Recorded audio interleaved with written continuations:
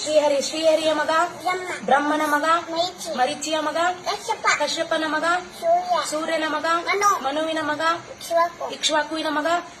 ಕುಕ್ಷಿಯ ಮಗ, ಬಾಣನ ಮಗ,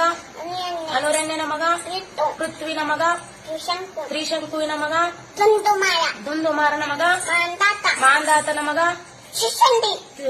ಏನು ಸುಸಂಧಿಯ ಮಗ, ಧ್ರುವಸಂಧಿಯ ಮಗ,